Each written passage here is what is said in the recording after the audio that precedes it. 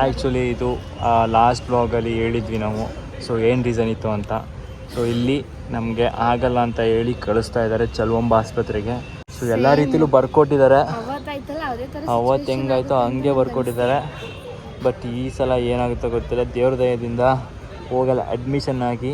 So admit ಆಗಿ ತುಂಬ ಇಷ್ಟ ಆಗ್ತಿರೋದು ಅವತ್ತೇ ನೋಡಿದ್ವಲ್ಲ, ನಮ್ಮ ದುಡ್ಡು ಕೊಟ್ಟು ಜೀವಾಧಾರದಲ್ಲಿ 1600 ರೂಪಾಯಿ ಕೊಟ್ಟು ಬೇರೆ ಬ್ಲಡ್ ಕೊಟ್ಟು ಒಂದು ಬ್ಲಡ್ ಇಸ್ಕೊತೀವಿ.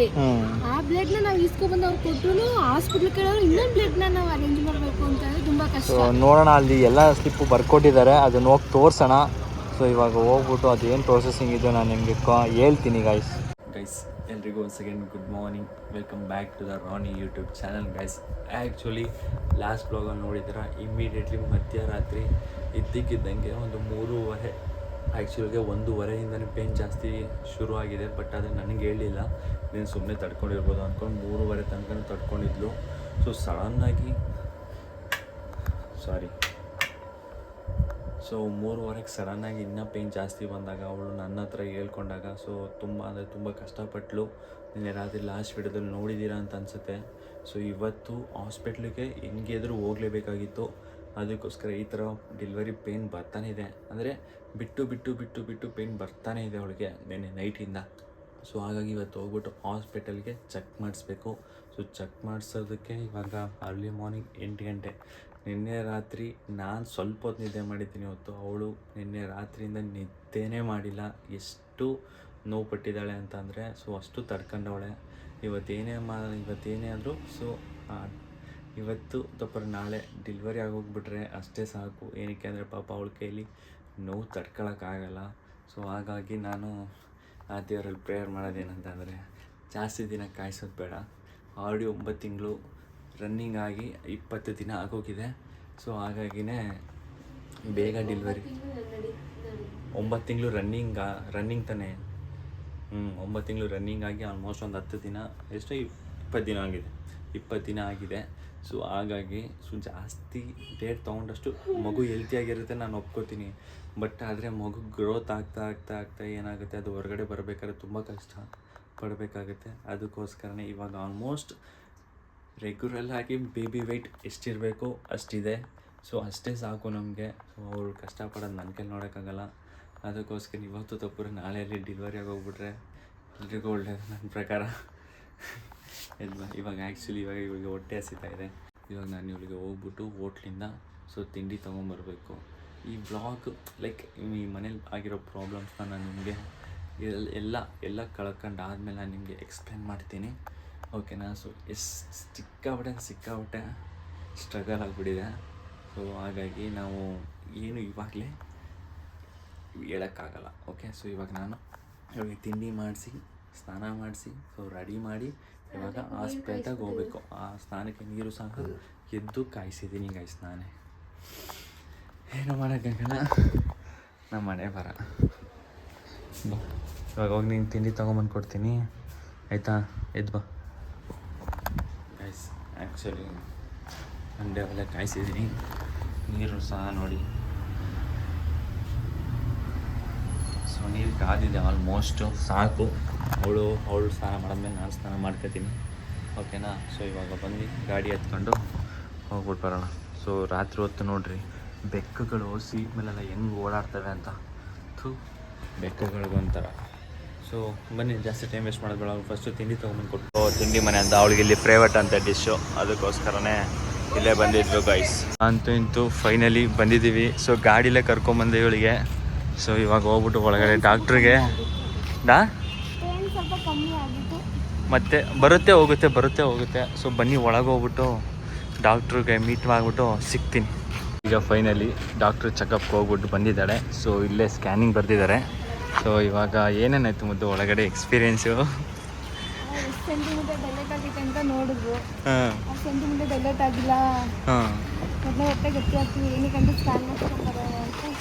ಹೇಳಿದ್ದಾರೆ. ಸೊ ಇವಾಗ ಬನ್ನಿ ಹೋಗೋಣ, ಸ್ಕ್ಯಾನಿಂಗ್ ಮಾಡಿಸ್ಕೊಂಡು ಬರೋಣ. ಹಿಂಗೆ ನಡಿ ಮೆಟ್ಲಲ್ಲಿ. ಇವಾಗ ನಾವು ಸ್ಕ್ಯಾನಿಂಗ್ ಬಂದಿದ್ದೀವಿ. ಸ್ಕ್ಯಾನಿಂಗ್ ಎಷ್ಟಾಗಿದೆ ಅಂತಂದರೆ 4750 ರೂಪಾಯಿ, 5250 ರೂಪಾಯಿ ಕಮ್ಮಿ. ಇಷ್ಟಾಗಿದೆ ಸ್ಕ್ಯಾನಿಂಗ್ಗೆ. ಏನೇನು ಸ್ಕ್ಯಾನ್ ಬರ್ತಿದ್ದಾರೆ ಅಂತ ನೋಡಿ ಇಷ್ಟು ಸ್ಕ್ಯಾನಿಂಗ್ಗಳನ್ನ ನೋಡಿ ಇಷ್ಟು ಸ್ಕ್ಯಾನಿಂಗ್ಗಳನ್ನ ಬರೆದಿದ್ದಾರೆ. ಸೊ ಇದ್ರಲ್ಲಿ ನಾವು ಮಾಡಿಸ್ತಿರೋದು ಇವಾಗ ಜಸ್ಟು ಸ್ಕ್ಯಾನಿಂಗ್ ಒಂದು ಮಾಡಿಸ್ತಾ ಇದ್ದೀವಿ ಮಗು ಏನಿದೆ ಅಂತ. ಸೊ ನಾನು ಇಲ್ಲಿ ಬ್ಲಡ್ ರಿಪೋರ್ಟು ಮತ್ತು ಇನ್ನೊಂದು ಕಿಡ್ನಿದು ಲೆಕ್ಕಿತೆಲ್ಲ ಬರ್ತಿದ್ದಾರೆ. ಸೊ ಇದೆಲ್ಲ ನಾವು ಡಾಕ್ಟ್ರ್ ರಿಪೋರ್ಟ್ ತೋರಿಸಾದ್ಮೇಲೆ ಮಾಡಿಸೋಣ ಅಂದ್ಕೊಂಡಿದ್ದೀವಿ. 4,000. ಸೊ ಹಾಗಾಗಿ ಹೊಟ್ಟೆ ಎಷ್ಟು ಗಟ್ಟಿ ಆಗ್ಬಿಟ್ಟಿದೆ ಅಂತಂದರೆ ಯಪ್ಪ ಅಷ್ಟು ಗಟ್ಟಿ ಆಗ್ಬಿಡೈತೆ. ನೀರು ಕುಡಿಯಲ್ಲ ಬಿಡೈತೆ ಇದು. ನೀರು ಜಾಸ್ತಿ ಕುಡಿದ್ರು ಕಣ್ಣಲ್ಲಿ ನೀರು ಜಾಸ್ತಿ ಬರ್ತದೆ ಇವಳ ಕಣ್ಣಲ್ಲಿ. ಅದಕ್ಕೆ ಡಾಕ್ಟ್ರ್ ಏನಂದಳು, ನೀರಿಲ್ಲ ಅಂತಂದರೆ ಸಿಸರಿಂಗೆ ಮಾಡೋದು ಅಂತ ಹೇಳಿರೋದು. ಮಾಡಿಸ್ಕೊ ನನಗೇನು, ಇವಳಿಗೆ ಸಿಸರಿಂಗ್ ಆಗಬೇಕು ಅಂತ C-ಸೆಕ್ಷನ್ ಬೇಕು ಅಂತ ಹಠ ಹಿಡಿತಾವಳೆ. ಏನಕ್ಕೆ ಅಂದರೆ ನೋವಿರಲ್ಲ ಅಂತ ಅಂದ್ಕೊಂಡು. ಅದು ಲಾಂಗ್ ಟೈಮ್ ಸೇಫ್ ಅಲ್ಲ. ಇನ್ನೇನು ನಾ ಮಾಡಿಸ್ಕೊಂಡಿದ್ದೀನಿ.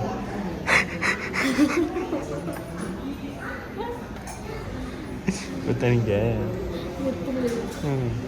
ಗೈಸ್ ನೋಡಬೇಕು, ಬೇಬಿ ವೇಟ್ ಮೇಲೆ ಡಿಪೆಂಡ್ ಅಪಾನ್ಸ್ ಡೆಲಿವರಿ.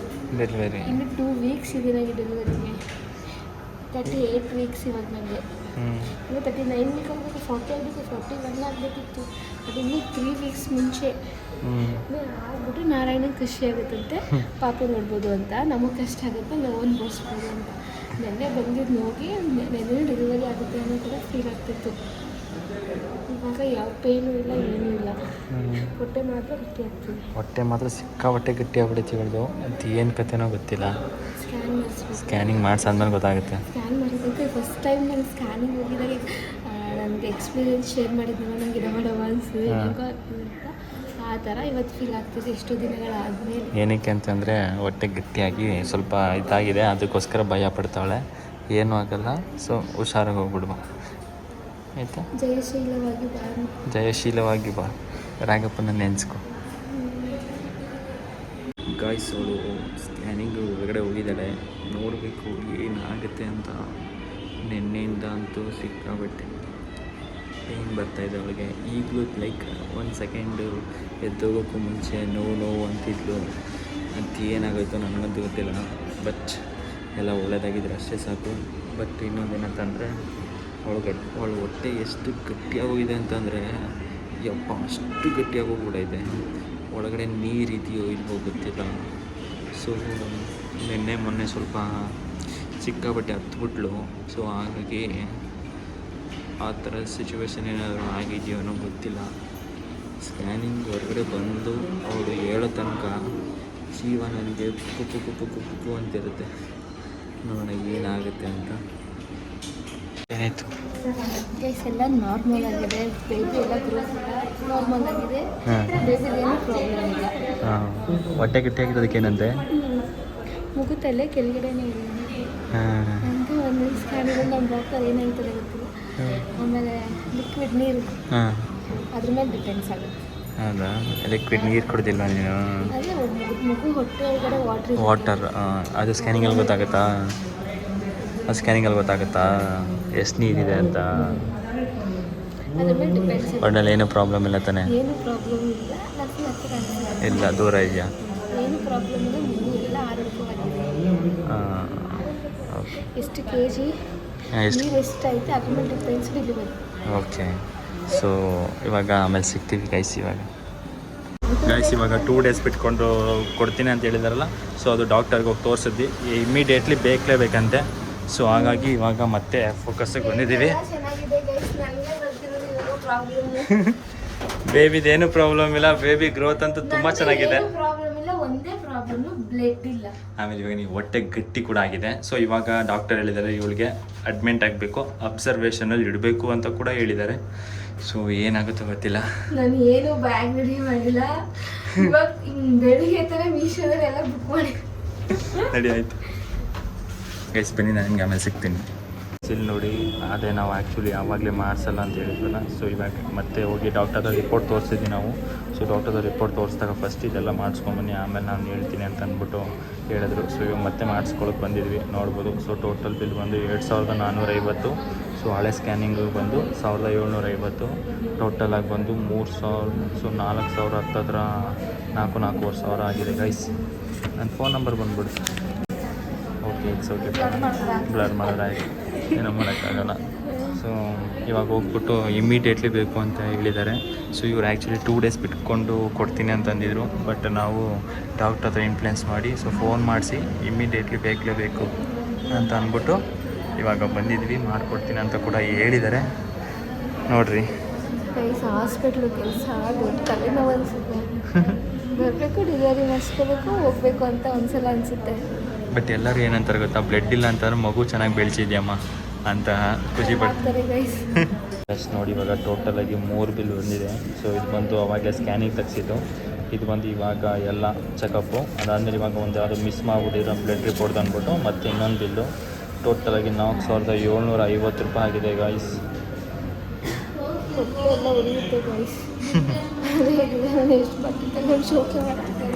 ಎಷ್ಟು ಸೇವ್ ಮಾಡಿಲ್ಲ ಅಷ್ಟೆಲ್ಲ ಖರ್ಚಾಗ್ತಾಯಿತ್ತು. ಇಲ್ಲ ದೂರ ಬರುತ್ತೆ, 0.5 ಕೊಟ್ಟಿದ್ದೀನಿ. ಏನು ಮಾಡೋದು, 4,750 ರೂಪಾಯಿಗಳು.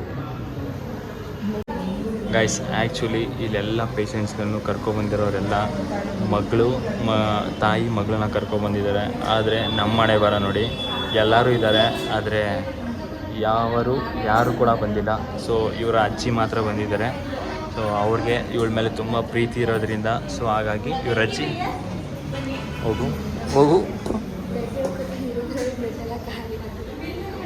ನೋಡಿ ಒಳಗಡೆ ಹೋಗಿದ್ದಾಳೆ. ಬ್ಲಡ್ ರಿಪೋರ್ಟ್ ಕೊಡ್ತಾ ಇದ್ದಾಳೆ. ಇವಾಗ ಬ್ಲಡ್ ಇಷ್ಟು ಹೇಳ್ಕತ್ತಾರೆ. ಇವಾಗ ಬ್ಲಡ್ ಹೇಳ್ಕತ್ತವ್ರೆ. ಮೊದಲೇ ಬ್ಲಡ್ ಕಮ್ಮಿ ಇದೆ, ಎಳ್ಕ ಇನ್ನೂ ಬ್ಲಡ್ ಕಮ್ಮಿ ಆಗೋಗುತ್ತೆ ಗೈಸ್. ಬ್ಲಡ್ ಹೇಳ್ಕೊಂಡವ್ರೆ, ಅಡ್ಡ ಕೈ ಮಡ್ಗವಳೆ. ಏನಂತ ಇವಾಗ? ಹಾಂ, ನಾಳೆ ನಾಳಿದ್ದ.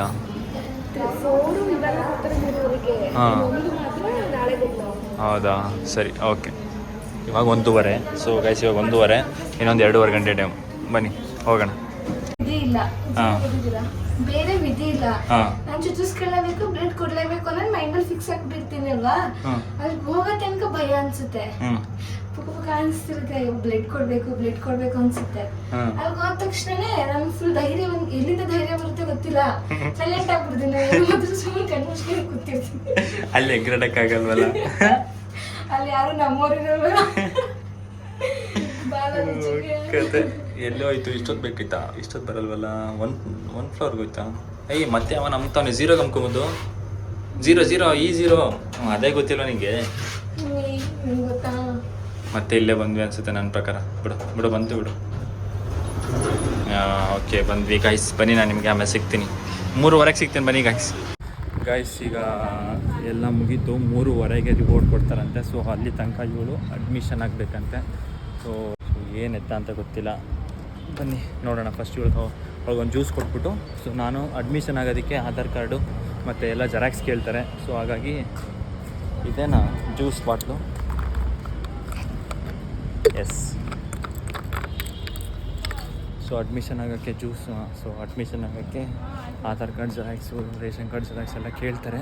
ಅದೆಲ್ಲ ಜೆರಾಕ್ಸ್ ಮಾಡಿಸ್ಕೊಂಡು ಬಂದು ಸಿಗ್ತೀನಿ ನಾನು ನಿಮಗೆ. ಈಗ ಅಡ್ಮಿಷನ್ ಮಾಡ್ಕೊಳ್ಳೋಕ್ಕೆ ಆಧಾರ್ ಕಾರ್ಡ್ ಕೇಳ್ತಾರೆ. ಸೊ ಹಾಗಾಗಿ ಆಧಾರ್ ಕಾರ್ಡ್ನ ಜೆರಾಕ್ಸ್ ಮಾಡಿಸ್ಕೊಳ್ಳೋಕ್ಕಂತ ಬಂದಿದೆ. ಸೊ ನಂದು ಮತ್ತು ಅವ್ರದ್ದು ಒಂದು ಆಧಾರ್ ಕಾರ್ಡ್ ಜೆರಾಕ್ಸ್ ಇರಲಿಲ್ಲ ನನ್ನ ಹತ್ರ.